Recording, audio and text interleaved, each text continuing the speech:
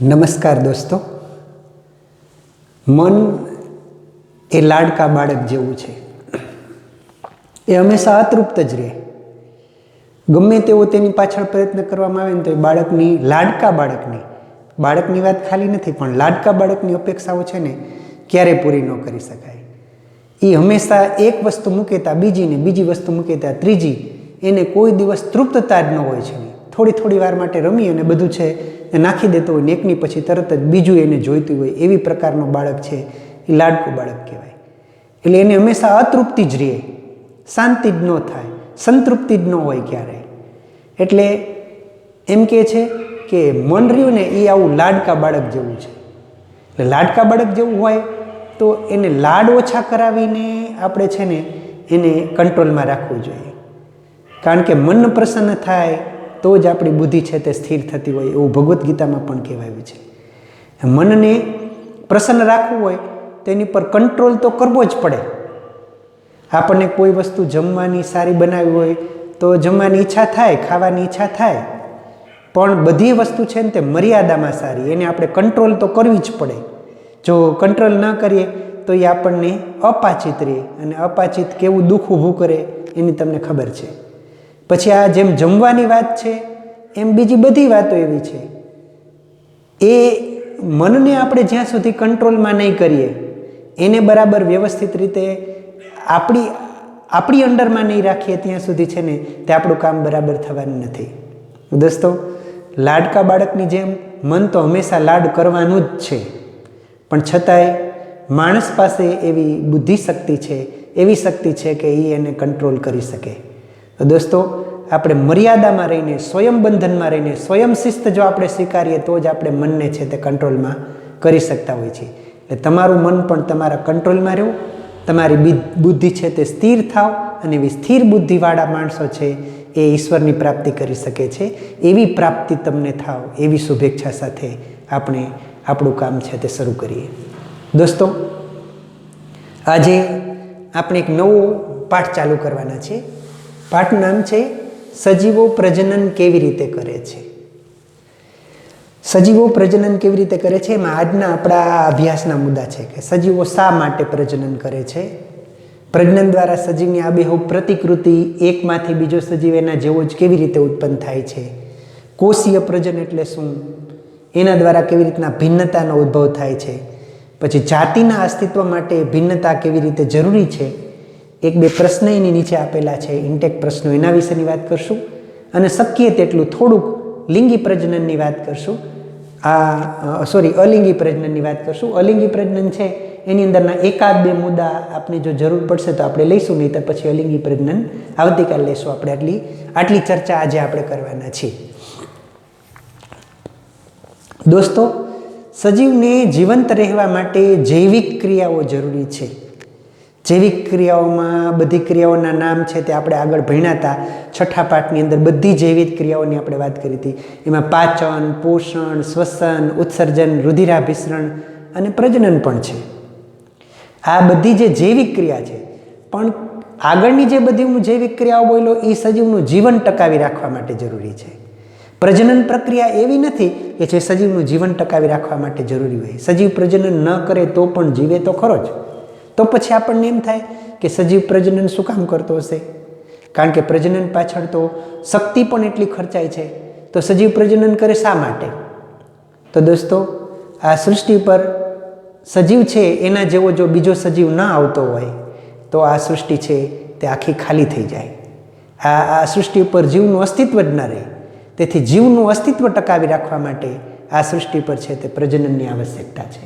અને એક દ્રષ્ટિકોણથી આપણે જો બોલીએ, એક દ્રષ્ટિકોણથી જો આપણે કહીએ તો સજીવના પ્રજનનની આવશ્યકતા એટલા માટે છે કે આ સૃષ્ટિ ઉપર સતત છે તે સજીવમાંથી ભિન્નતા આવતા એની જોડે એમાંથી ઉત્ક્રાંત થાય સજીવ, અને એક સજીવમાંથી આધુનિકતમ દેહરચનાવાળો સજીવ બને, એના માટે પણ આ એક પ્રક્રિયા છે તે આવશ્યક છે.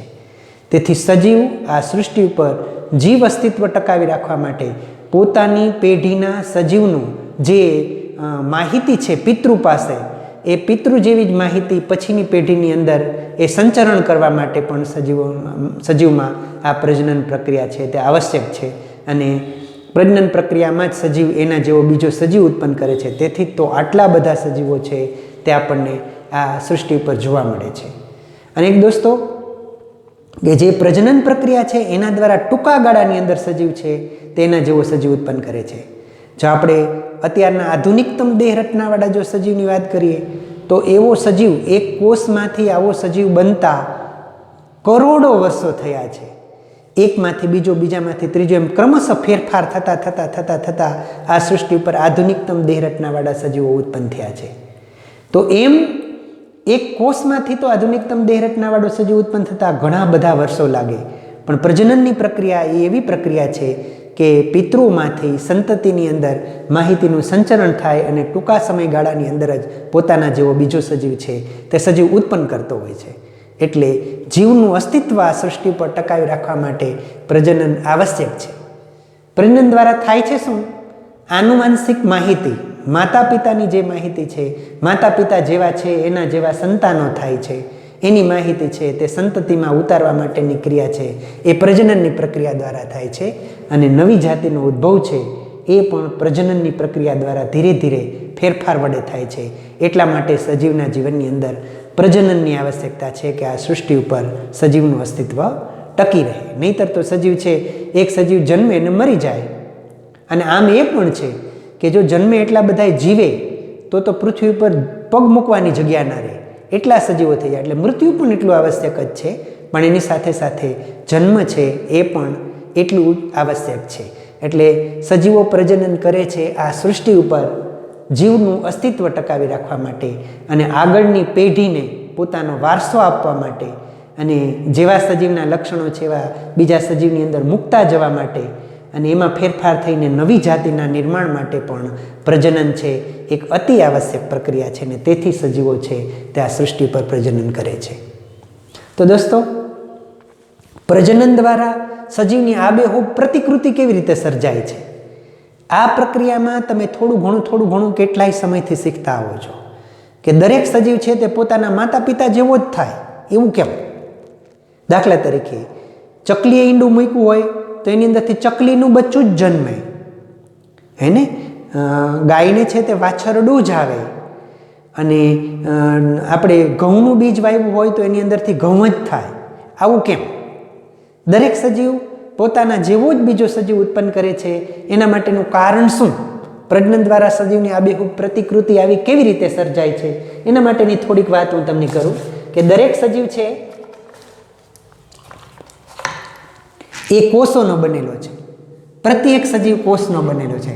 એટલે સજીવનો રચનાત્મક અને ક્રિયાત્મક એકમ કોષ છે. કોષ વિશે આપણે કેટલું બધું ભણ્યા છીએ, આપણે બધી ખબર છે કે કોષમાં કોષ કેન્દ્ર હોય, પછી કોષ રસ હોય, કોષ રસ પટલ હોય, બધી અંગિકાઓ એટલે રિબોઝોમ્સ, લાઇસોઝોમ્સ, ગોલ્ગી કાય, આ બધી જે અંગિકાઓ છે એ અંગિકા સહિત આખો એક કોષ હોય સજીવનો. એ કોષનું કોષ કેન્દ્ર છે એ આ પ્રજનન પ્રક્રિયા માટે મહત્વનું છે. કોષના કોષ કેન્દ્રની અંદર કોષનું જે આ કોષ કેન્દ્ર છે, આ કોષનું કોષ કેન્દ્ર છે. એ કોષ કેન્દ્રમાં આ ડીએનએ હોય. ડીએનએ એટલે deoxy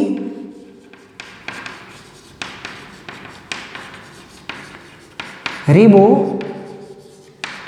nucleic acid. Deoxyribonucleic acid, આ ડીએનએ છે એ સંતતિના નિર્માણ માટેની માહિતી એની અંદર છે. આ ડીએનએ છે એની રચના તમે આગળ ઉપર ભણશો કે ડીએનએ આવી બેવડી કુંતલનું આવી શાખાનું બનેલું છે. આમાં જે બે શાખાઓ છે એ બે શાખાઓથી આખું એક ડીએનએ કહેવાય. ડીએનએ છે એ ડીએનએ આખો જે આવડું આખું એની અંદર નાના રંગસૂત્રો હોય, એ રંગસૂત્રો પર ડીએનએના આવા નાના ટુકડા હોય અને ડીએનએના ટુકડાની ઉપર ચોક્કસ ક્રમાંકમાં રાસાયણિક સંદેશો હોય. એટલે જ્યારે જનન કોષોનું નિર્માણ થાય, જનન કોષો બનતા હોય અંદર, જનન કોષો, આમાંથી જનન કોષો બને ત્યારે આ જનન કોષો એટલે આપણે લિંગી પ્રજનનની વાત કરતા હોય તો એની અંદર જનન કોષો એટલે અંડકોષો અને શુક્રકોષો એ જ્યારે બનતા હોય ત્યારે આ ડીએનએ જે છે એ ડીએનએ એના જેવી બીજી પ્રતિકૃતિનું નિર્માણ કરે. એટલે મેં તમને એમ કીધું કે ડીએનએની અંદર આવા કુંતલ હોય છે. આવા જે કુંતલ છે ને એ કુંતલમાંથી પહેલાં 2 કુંતલ આમ છૂટા પડે, નોખા નોખા અલગ અલગ રીતે આમ કુંતલ છૂટું પડે. અડધું કુંતલ આમાંથી આમ પહેલાં આમ જોડાયું હોય, પણ આવા કુંતલની ફાટ પડે. પછી આ જે એક કુંતલ અહીંથી છૂટું પડી ગયું છે એના જેવું જેવું બીજું કુંતલ આની અંદર આમ નિર્માણ પામે. એમ આમાં પણ એના જેવું જેવું બીજું કુંતલ છે તે આમાં નિર્માણ પામે. અને અંતે છેવટે આ 2 છૂટા પડી જાય અને 2 એક એક કોષની અંદર 2 ગોઠવાઈ જાય, જુદા જુદા અલગ અલગ, અને એક કોષમાંથી 2 કોષ બને. એ એવા 2 કોષ છે તે બન્યા હોય એની માહિતી અંદર જે માતા પિતાની અંદર બધા અંગો બનવા માટેની જે માહિતી છે એ અંગો બનવા માટેની માહિતી એની સંતતિમાં ઉતરે અને સંતતિ પણ માતા પિતા જેવી જ થાય. એટલે સજીવો દ્વારા આ બેહૂબ એના જેવી જ પ્રતિકૃતિનું નિર્માણ થાય. કારણ કે સજીવ બનવા માટે જે માહિતી છે એ માહિતી ડીએનએમાં રહેલી છે.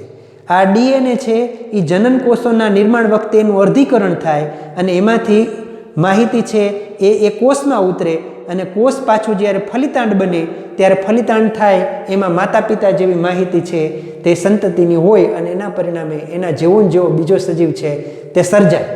એટલે ડીએનએ દ્વારા જે માહિતી છે આ હોય કેવી રીતે કે ડીએનએ ઉપર જે જુદી જુદી પ્રકારના નાઇટ્રોજન બેઝ હોય એ ચોક્કસ પ્રકારના પ્રોટીનનું સંશ્લેષણ કરતા હોય અને ચોક્કસ પ્રકારના પ્રોટીનો રહ્યા ને એ પ્રોટીનો જ લક્ષણોની અભિવ્યક્તિ કરાવે. આપણા શરીરની અંદર બધા અંગો બનવા માટેના, પછી બધા પ્રકારના ઉત્સેચકો અને અંતઃસ્ત્રાવો બનવા માટેના, હાડકાં બનવા માટેના, ચામડી બનવા માટેના, એના બધાય માટેના અલગ અલગ અલગ અલગ ડીએનએ હોય. અને પછી પોષણ મેળવી અને પોષણમાંથી એવા પ્રોટીનનું સંશ્લેષણ કરીને જેના પરિણામે અંગોનું નિર્માણ થાય અને એ અંગોનું નિર્માણ હંમેશા માતા પિતાના જેવું જ હોય. એટલે દરેક સજીવ પોતાના માતા પિતા જેવો જ હોય છે. એના માટેનું કારણ કોષ કેન્દ્રમાં રહેલું ડીએનએ છે. ડીએનએમાં માતા પિતાની માહિતી છે તે રાસાયણિક સંદેશાના રૂપમાં સંગ્રહાયેલી હોય.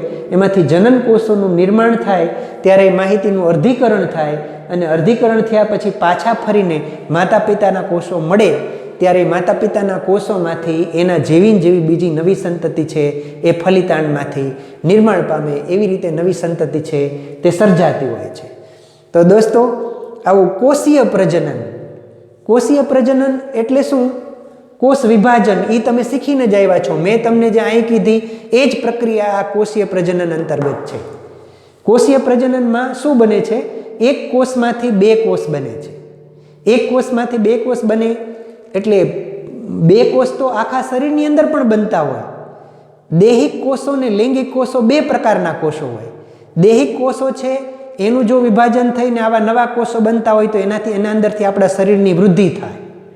પણ લિંગિક કોષો છે એ લિંગિક કોષોમાં આવું વિભાજન થાય તો કોષોનું અર્ધીકરણ થઈ અને પછી એમાંથી માતા પિતાની માહિતી એની અંદર સંગ્રહાય. તો પુરુષ હોય તો શુક્રકોષમાં એની અડધી માહિતી હોય અને નર માતા હોય તો એની અંદર અંડકોષમાં અડધી માહિતી હોય.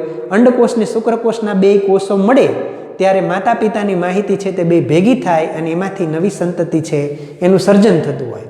આ કોષીય પ્રજનન એટલે શું? કોષીય પ્રજનન એ આ જ છે. મેં તમને જે આકૃતિ દ્વારા કીધું તે પ્રમાણે કે એક આખો કોષ હોય, એ કોષના કોષ કેન્દ્રમાં ડીએનએ હોય. જ્યારે કોષનું વિભાજન થવાનું હોય ત્યારે આ કોષ કેન્દ્ર પટલ છે એ દૂર થાય. કોષનું વિભાજન તમે 9મા ધોરણની અંદર થોડુંક શીખીને આવ્યા છો.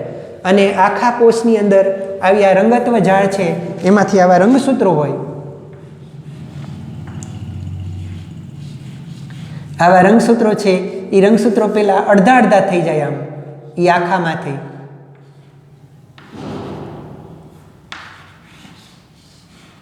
અને આવા રંગસૂત્રોમાં જે અડધી પાંખ થઈ એ એના જેવી બીજી પાછી નવી પાંખ નિર્માણ કરે. એટલે કે નવી ડીએનએની શૃંખલા એની અંદર બનાવે. પછી આના કોષ છે એ કોષમાં વચ્ચે અહીં ખાંચ પડે અને ખાંચ પડી અને અંતે આવડા 2 છૂટા થઈ જાય અને એક કોષમાંથી 2 કોષનું નિર્માણ થાય. આ પ્રક્રિયા છે એને કોષીય જનન કહેવાય, કોષીય પ્રજનન કહેવાય. એના દ્વારા આ નવી પ્રકારના સજીવો છે, નવીન કોષ ઉત્પન્ન થતા હોય. પણ એ નવા જે કોષ બને ને એ નવા કોષની અંદર એની સાથે કોષ રસ, પછી આ જે આ માહિતી રહી એ માહિતી એક નાનકડા બિંદુ સ્વરૂપે થઈ જાય. એને આપણે કોષ કેન્દ્ર કહીએ છીએ. અને પછી એની અંદરથી એમાં ને એમાં બીજી બધી જે કોષી અંગિકાઓ છે, રિબોઝોમ્સ ને લાઇસોઝોમ્સ ને ગોલ્ગી કાય ને એ બધી અંગિકાઓનું નિર્માણ પણ થાય, એક કોષમાંથી બીજો કોષ બને.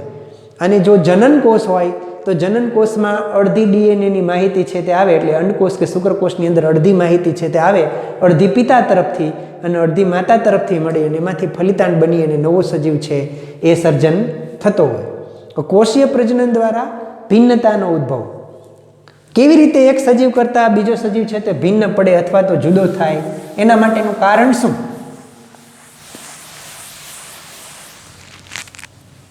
આપણે એમ કીધું કે સજીવના આખા કોષની અંદર જ્યારે એનું વિભાજન થવાનું હોય ત્યારે કોષમાંથી આ કોષ કેન્દ્રની અંદર આવા બધા જે રંગસૂત્રો હોય એ આખા ડીએનએના બનેલા હોય, પૂરેપૂરા મોટા મોટા રંગસૂત્રો આવડા બધા જોડીમાં હોય. પણ જ્યારે એનું વિભાજન થવાનું હોય અને એમાંથી બીજા કોષ બનવાની ત્યારે કોષ કેન્દ્ર પટલ છે તે દૂર થાય. કોષ કેન્દ્ર પટલ દૂર થાય ને આવી જે આ રંગસૂત્ર છે એની અંદરથી રંગસૂત્રિકાઓ બની જાય. આવી નાની નાની કોષ કેન્દ્રનું વિભાજન થઈ અને એક એક પાંખું નોખી કાઢે. આપણે આની અંદર એક દોર્યું હતું તો એની બે દોર્યા હતા તેના 4 બને, પણ અત્યારે હું તમને આમાં 2 જ દર્શાવું છું. પછી આ જે 2 રહ્યા એ શું કરે કે એના જેવા જ આની અંદર ચોક્કસ પ્રકારની રાસાયણિક માહિતી હોય, આ જે પાંખ છૂટી પડી છે એની અંદર, અને એ ચોક્કસ પ્રકારના પ્રોટીનનું સંશ્લેષણ કરીને એના જેવી બીજી આવી રંગસૂત્રની તૂટી ગયેલી શૃંખલા છે અથવા તો છૂટી પડી ગયેલી શૃંખલા છે એ શૃંખલાનું બીજું નિર્માણ કરે અને એક આખા સૂત્રનું નિર્માણ કરે. પછી જેમ તમને કીધું તેમ અહીંથી કોષરસ છે એનું ધીરે ધીરે વિભાજન થાય, અને વિભાજન થયા પછી એમાંથી એક કોષમાંથી આવી રીતે 2 કોષ બનતા હોય. એમાં જે આપણે આ રંગસૂત્ર કહી છીએ છેવટે આ કોષ કેન્દ્રની અંદર આવી જાય અને એક કોષમાંથી 2 કોષ છે તે બનતા હોય. પણ જ્યારે આ રંગસૂત્રિકાનું નિર્માણ થતું હોય એની અંદર એના જેવી ડીએનએની બીજી શૃંખલાનું સામે નિર્માણ થતું હોય ત્યારે આવી શૃંખલાનું જ્યારે આની સામે બીજું નિર્માણ થતું હોય તે દરમિયાન અહીંયા ચોક્કસ ક્રમમાં જ એમિનો એસિડ હોય અને ચોક્કસ ક્રમમાં જ સામેથી આના જેવી જ બીજી શૃંખલા છે તે બનાવતા હોય. મોટા ભાગે આવું જ થાય, એના જેવી જ બીજી શૃંખલા બનાવે એટલે જ તો એ માહિતી પાછી સંતતિમાં ઉતરે અને સંતતિ માતા પિતા જેવી જ થાય, એ જ પ્રકારનું હોય. પણ આ પ્રક્રિયા રહી અતિ જટિલ પ્રક્રિયા છે. એમાં થોડો ઘણો પણ જો ફેરફાર આવે ને, આમાં સહેજ પણ જો ફેરફાર આવે તો આની પ્રતિકૃતિ છે ને એ પ્રતિકૃતિ બદલાઈ જાય, એટલે માતા પિતા કરતાં થોડુંક ભિન્ન થઈ જાય. ભલે આપણે આપણા માતા પિતા જેવા જ હોય છે, પણ માતા પિતાની ઝેરોક્સ કોપી નથી. એનું આંખ, નાક, કાન એનાથી દરેક સજીવો છે તે પ્રત્યેક ભિન્ન છે. તમે એક વ્યક્તિને જોયો હોય એક વખત તો બીજી વખત તમે એને ઓળખી શકો છો, એના માટેનું કારણ એ ભિન્નતા છે. પણ એવી ભિન્નતા અથવા જુદાપણું એટલે માતા પિતા કરતાં થોડોક ચહેરો જુદો હોવો, ચામડીનો રંગ જુદો હોવો, આંખ જુદી હોવી, એ જે બધું છે એને કેને કારણે આવે છે કે ભિન્નતાને કારણે. એવું ક્યારે બને છે કે જ્યારે આવું રંગસૂત્રનું અર્ધીકરણ થતું હોય ત્યારે સામે બીજી જે શૃંખલા સર્જાય છે એ શૃંખલામાં થોડોક પણ ફેરફાર, આ તમે આગળ ઉપર 12મા ધોરણમાં બહુ ડિટેલથી ભણશો કે આવો ફેરફાર કેવી રીતના થઈ જાય. એની અંદર 4 ક્રમના એમિનો એસિડ AGCT હોય ને એ પ્રમાણે ચોક્કસપણે આમ જ સર્જન થતું હોય. AGCT જે હું બોલું છું તે એડેનિન ને ગ્વાનિન ને સાઇટોસિન ને એવા બધા નાઇટ્રોજન બેઝ છે. એ પ્રમાણે જ સામે અહીંયા એના વિરોધી હોય. દાખલા તરીકે એડેનિન હોય તો તેની સામે ગ્વાનિન જ બેઝ આવતો હોય. એ અત્યારે તમને થોડુંક ઓલું લાગશે, પણ પછી તમે આગળ ઉપર જઈશો તો એ બધી બાબતો છે તે તમને સમજાશે કે ચોક્કસ ક્રમમાં જ રસાયણો એકબીજાની સાથે જોડાતા હોય.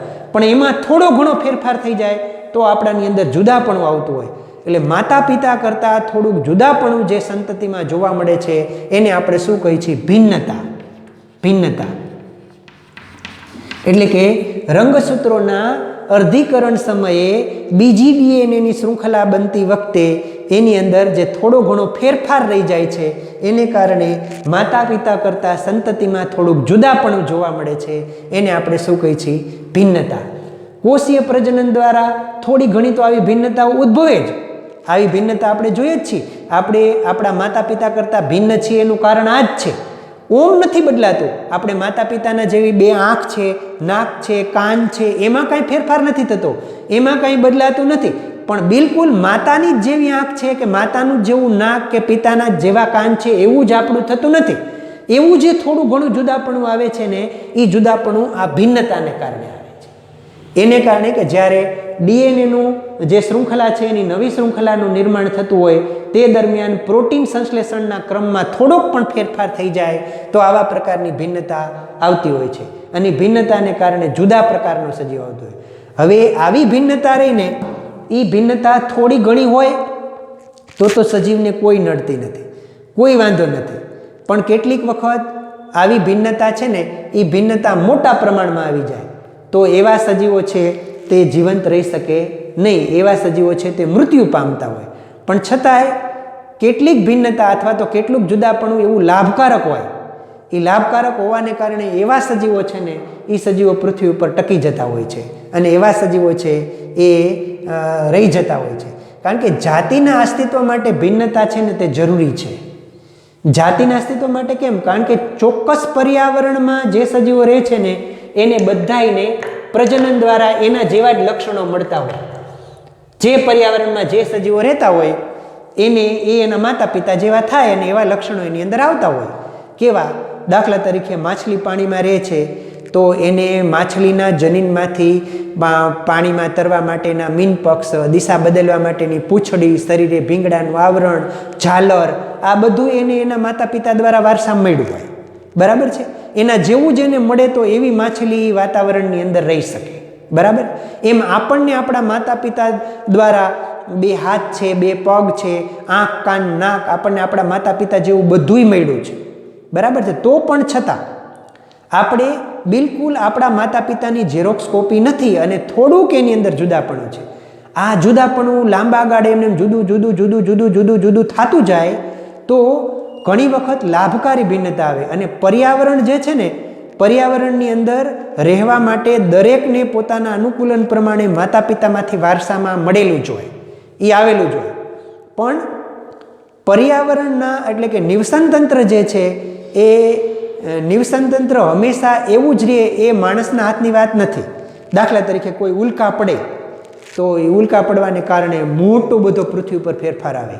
અચાનક જ પૃથ્વીના વાતાવરણનું તાપમાન વધી જાય, ખૂબ મોટા પાયા ઉપર ઠંડી પડે તો એવા સંજોગોની અંદર સજીવો પ્રજનન માટે સક્ષમ રહે નહીં. અને પ્રજનન માટે સક્ષમ પ્રતિકૂળ પરિસ્થિતિમાં, ભિન્ન વાતાવરણમાં, જેવા વાતાવરણમાં સજીવ જીવે છે એના કરતાં જુદા વાતાવરણની અંદર અથવા જુદા નિવસન તંત્રની અંદર સજીવને મૂકી દીધેલો હોય તો એ પ્રજનન માટે સક્ષમ રહે નહીં અને એની જાતિનો નાશ થાય. પણ એવું બને કે એમાંય કેટલાક સજીવો એવા હોય કે જે એ પ્રતિકૂળતા સામે પણ ટકી શકતા હોય. તો એ પ્રતિકૂળતા સામે જે ટકી શકે ને એને એ એવી યોગ્યતમ ભિન્નતા પ્રાપ્ત કરી લીધેલી હોય. એટલે કે એ પ્રતિકૂળ વાતાવરણમાં ટકવા માટે એને જે ભિન્નતા આવી છે એને લાભકારક હોય, એને ફાયદાકારક હોય અને એને કારણે એ પ્રતિકૂળ પરિસ્થિતિમાં ટક્યા હોય તો પછી એમાંથી બીજી જે સંતતિ થાય ને એ સંતતિ પહેલી સંતતિ કરતાં પ્રતિકૂળ વાતાવરણની અંદર વધારે સારી રીતે જીવી શકતી હોય, વધારે સારી રીતે ટકી શકતી હોય એવા પ્રકારની સંતતિ છે એ સંતતિનું એની અંદર નિર્માણ થાય. અને એમ સજીવની ઉત્ક્રાંતિ થાય. આધુનિકતમ દેહરચનાવાળા સજીવો કેમ બન્યા હશે? મેં તમને કીધું તેમ આમ આવી થોડી થોડી ભિન્નતા આવતા આવતા આવતા આવતા એકદમ પ્રતિકૂળ વાતાવરણ હોય. પહેલાં પાણીની અંદર સજીવો રહેતા હતા તો એને એ જ વાતાવરણ અનુકૂળ હતું. પણ કોઈ સજીવો એમાંથી દરિયાની બહાર આવ્યા, એ વાતાવરણ એને અનુકૂળ નહોતું. પણ એમાંથી કેટલાક સજીવો એવા હતા કે જે દરિયામાંય જીવે અને બહારે જીવે એવી અનુકૂળતા એને પ્રાપ્ત કરી લીધી હતી. પછી એના પછીની જે પેઢી આવી એને જમીન ઉપર રહેવા માટેની અનુકૂળતા પ્રાપ્ત કરી લીધી. પછી એમાંથી કેટલાકે વધારે સારા ફેફસા વિકસાવ્યા, એમાંથી કેટલાકના સારા મગજના વિકાસ થયા, કેટલાક જે 4 પગે ચાલતા હતા એનાથી 2 પગવાળા પ્રાણીઓ થયા. તો આમ જુદું જુદું જુદું જુદું જુદાપણું આવ્યું. એને કારણે આ સૃષ્ટિ પર કેટલી બધી જાતિઓ છે એના અસ્તિત્વ આવ્યા અને જાતિઓ છે એનું અસ્તિત્વ આવી ભિન્નતાને કારણે ટકી રહ્યું છે. તો જાતિના અસ્તિત્વ માટે ભિન્નતા જરૂરી છે. આપણે એકદમ આ સૃષ્ટિ ઉપર જો જાતિઓને ટકાવી રાખવી હોય તો એના માટે ભિન્નતા આવશ્યક છે, અને ભિન્નતા સજીવ માટે લાભકારક બને તો એવી ભિન્નતાને કારણે આપણું આ સૃષ્ટિ પર અસ્તિત્વ છે તે ટકી રહે છે. તો દોસ્તો, સજીવો આ સૃષ્ટિ ઉપર જીવનું અસ્તિત્વ ટકાવી રાખવા માટે પ્રજનન કરે છે. બીજી બધી જૈવિક ક્રિયાઓની જેમ પ્રજનનની ક્રિયા જરૂરી નથી, તો પણ છતાં કારણ કે એના સજીવના વ્યક્તિગત માટે એકલા વ્યક્તિને પ્રજનનની જરૂરત નથી, પણ આ સૃષ્ટિ ઉપર જીવનું અસ્તિત્વ ટકાવી રાખવા માટે પ્રજનન સજીવ માટે આવશ્યક પ્રક્રિયા છે. પ્રજનન દ્વારા સજીવની આબેહૂબ નકલ કેમ થાય છે?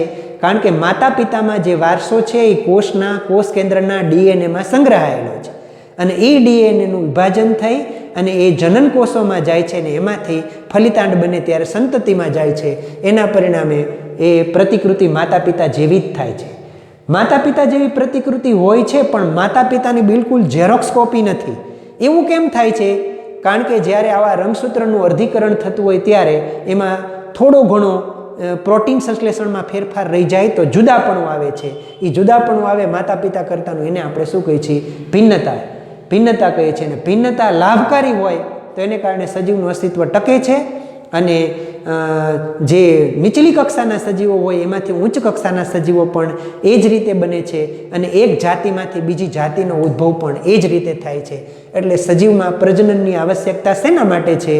કે એક પેઢીમાંથી બીજી પેઢીમાં આનુવંશિક લક્ષણો લઈ જવા માટે અથવા આનુવંશિક લક્ષણોના સંચરણ માટે તે જરૂરી છે, અને નવી જાતિના ઉદ્ભવ માટે.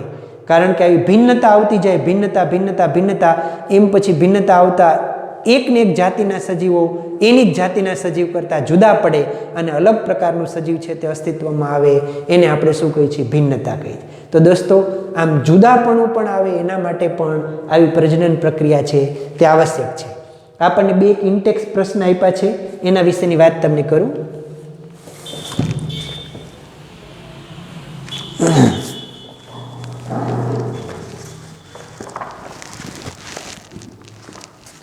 બધી જૈવિક ક્રિયાઓનો અભ્યાસ તો આપણે કર્યો જ છે, આપણને ખબર જ છે તેના માટેની.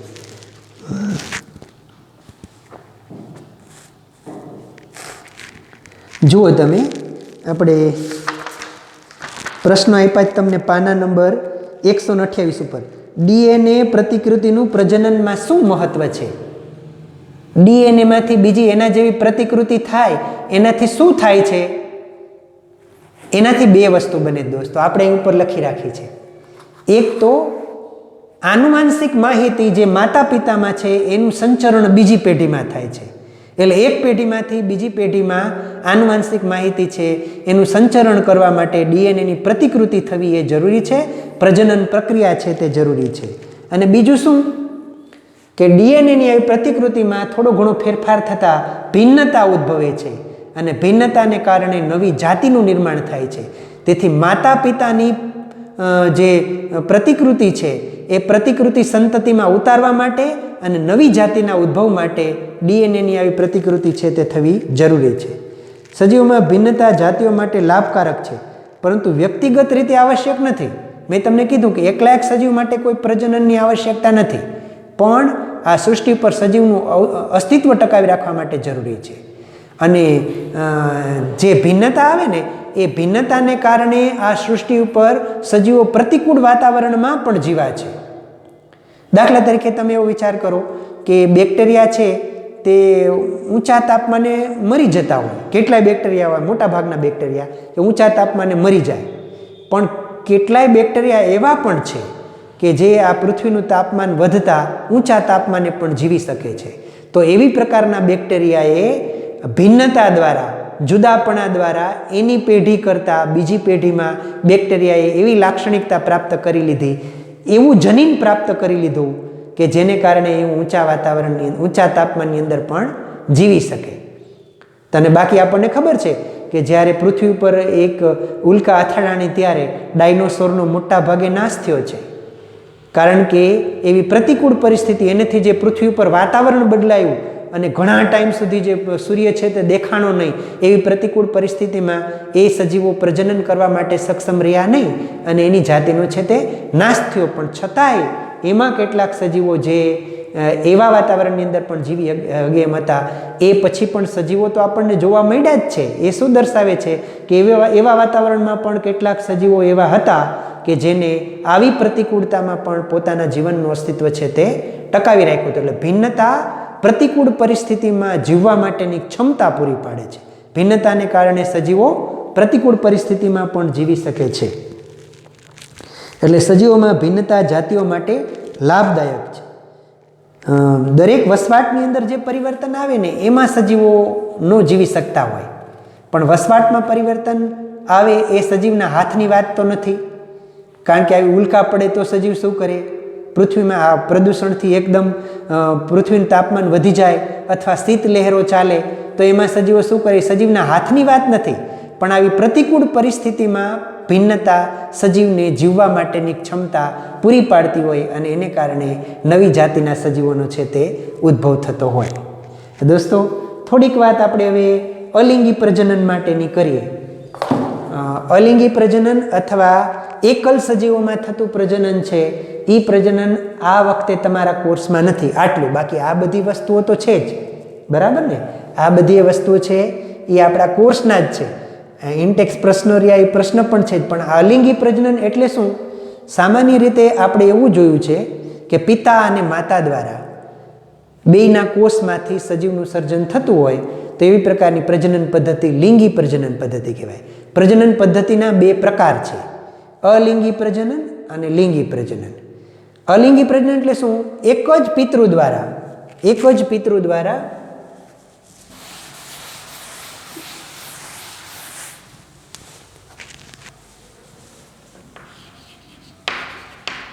જ પિતૃદેહમાંથી નવી સંતતિનું સર્જન થવાની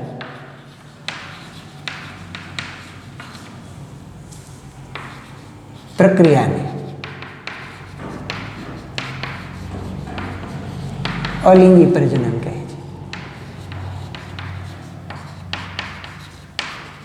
એમાં અંડકોષ કે શુક્રકોષ જેવા જનન કોષોનું નિર્માણ ન થાય.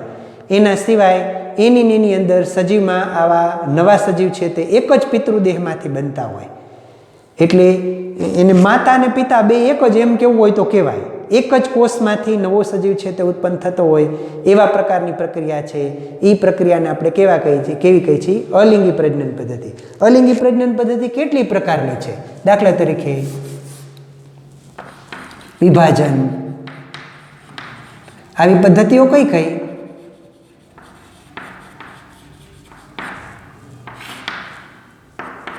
કલિકા સર્જન, પુનઃસર્જન,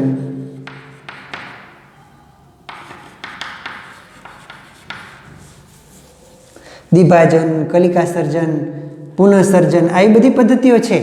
એ સિવાય પણ હજી બીજી પદ્ધતિઓ છે આમાં. દાખલા તરીકે અવખંડન, બીજાણુ સર્જન,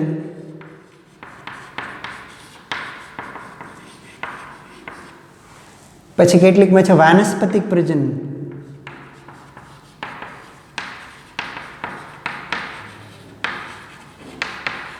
આ પણ એક પ્રકારની અલિંગી પ્રજનન પદ્ધતિ છે.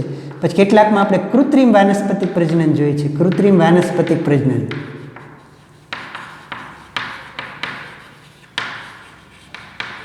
આ બધી અલિંગી પ્રજનન પદ્ધતિ છે. આમાં એક કોષમાંથી જ નવો સજીવ છે એનું નિર્માણ થતું હોય. પણ આ જે દ્વિભાજન પદ્ધતિ છે ને, વિભાજન પદ્ધતિ, એ વિભાજન પદ્ધતિમાં બે પદ્ધતિઓ છે. એક દ્વિભાજન છે, દ્વિભાજન, અને બીજું છે બહુભાજન. આટલી એક આપણે વાત કરીએ વિભાજન પદ્ધતિ. એક સજીવમાંથી બે સજીવ અથવા એક સજીવમાંથી અનેક સજીવ ઉત્પન્ન થવાની પ્રક્રિયા છે ને એને વિભાજન પદ્ધતિ કહેવાય. પણ વિભાજનમાં બે પદ્ધતિ છે, દ્વિભાજન અને બહુભાજન. એક સજીવમાંથી માત્ર બે જ સજીવ ઉત્પન્ન થતા હોય અથવા એક કોષમાંથી બે જ કોષ ઉત્પન્ન થતા હોય. નાના સજીવો હોય તો એ ખાલી કોષમાંથી જ ઉત્પન્ન થાય. એક કોષી સજીવો હોય તો એમાંથી બે સજીવ ઉત્પન્ન થતા હોય ખાલી, તો એને દ્વિભાજન કહેવાય. અને એકને એક સજીવમાંથી અનેક સજીવ ઉત્પન્ન થતા હોય તો એને આપણે કેવું કહીએ છીએ? બહુભાજન કહીએ છીએ. દાખલા તરીકે અમીબા છે, અમીબા, પછી પેરામેસિયમ,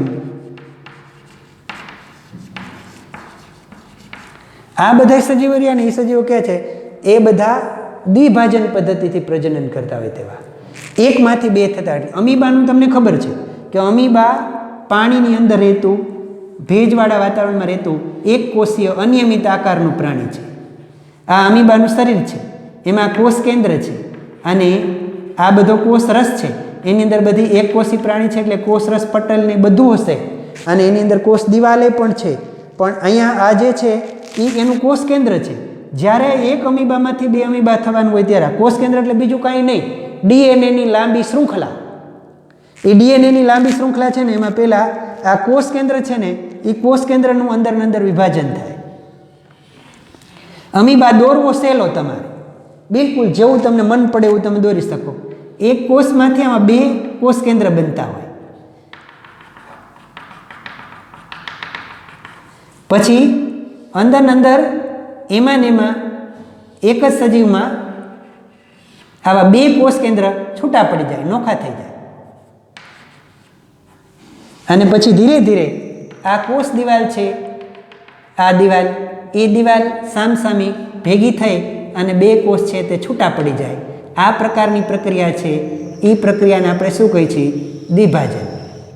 એટલે એક અમીબામાંથી બે અમીબાનું નિર્માણ થાય અને આ બે છે તે બાળકોષો કહેવાય. પહેલાં શું થાય? કોષ કેન્દ્રનું વિભાજન થાય, પછી ધીરે ધીરે બેમાંથી કોષ રસનું પણ વિભાજન થાય, એની બેની જે અંગિકાઓ અંદરની હોય અંગિકાનું પણ નિર્માણ થાય, પછી અહીંથી બે છૂટા પડી જાય અને એક સજીવમાંથી બે સજીવ બને. આ પ્રકારની પ્રક્રિયા છે એને દ્વિભાજન કહેવાય. આ પિતૃ અમીબા કહેવાય. આને શું કહે? કોષ કેન્દ્રનું વિભાજન, આને કોષ રસનું વિભાજન, અને આને બેને બાળ અમીબા કહેવાય. નામકરણ કરતા હોય તો આ શું કહેવાય? આ પિતૃ છે, આમાંથી બને છે માટે આ પિતૃ. પછી અહીં શું છે? કોષ કેન્દ્રનું વિભાજન, કોષ કેન્દ્રનું વિભાજન. પછી અહીં શું છે? કોષ રસનું વિભાજન.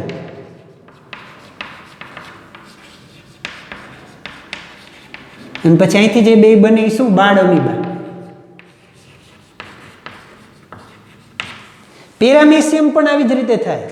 એક પેરામેસિયમમાં પહેલા જે પેરામેસિયમ તમને ખબર છે ચપ્પલ જેવા આકારનું છે, આવા પ્રકારનું.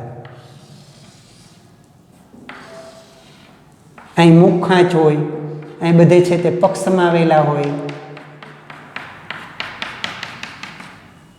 એને, અહીં છે તે એને આમ આંકુચક રસ્તાની હોય અને બે કોષ કેન્દ્ર આવેલા હોય. બાકીનું ત્યાં કોષ રસ, બીજી અંગિકાઓ હોય, અન્નધાની ને એવું બધું અંદર હોય.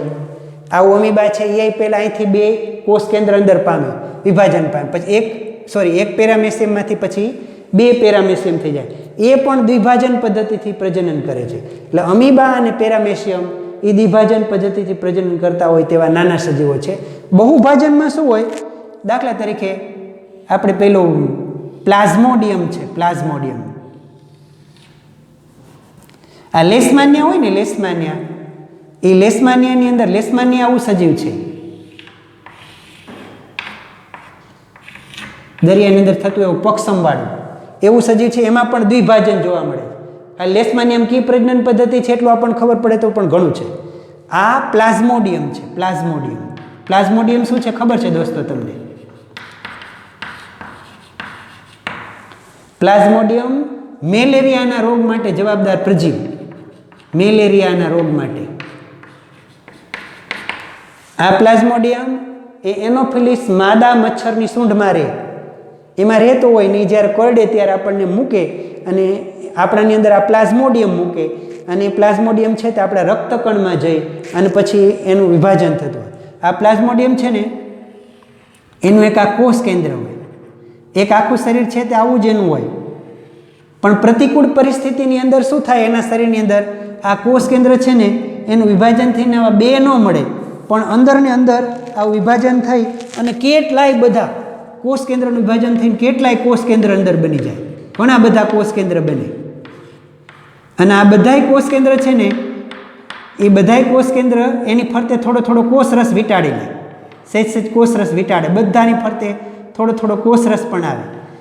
આ પ્રતિકૂળ પરિસ્થિતિની અંદર એના શરીરની ફરતું આવું સખત આવરણ બનાવી અને અંદરના ભાગમાં આવા એક કોષ કેન્દ્રનું વિભાજન કરીને કેટલાય આવા કોષ કેન્દ્ર બનાવે. પછી જ્યારે અનુકૂળ પરિસ્થિતિ આવે ત્યારે બહારનું પટલ તોડે અને તોડીને એની અંદરથી આ બધા જ જે પ્લાઝ્મોડિયમ છે ને એ બધા પ્લાઝ્મોડિયમ એક એક કોષ કેન્દ્રનું જે વિઘટન થઈને બહાર નીકળ્યા છે એ બધા એક સ્વતંત્ર પ્લાઝ્મોડિયમ તરીકે વર્તે. એટલે એક સજીવમાંથી અસંખ્ય સજીવનું નિર્માણ થતું હોવાને કારણે આવા પ્રકારની પ્રજનન પદ્ધતિ છે ને એ પ્રજનન પદ્ધતિને આપણે કેવી કહી છીએ? બહુભાજન. એટલે પહેલી વાત જ આજે આપણે કરી છે, બાકીની બીજી બધી વાતો આપણે કાલે કરશું. અલિંગી પ્રજનન પદ્ધતિમાં બે પદ્ધતિની વાત આપણે કરી, મુખ્ય એક જ વિભાજન, પણ વિભાજનમાં બે છે, કયું? દ્વિભાજન અને બહુભાજન.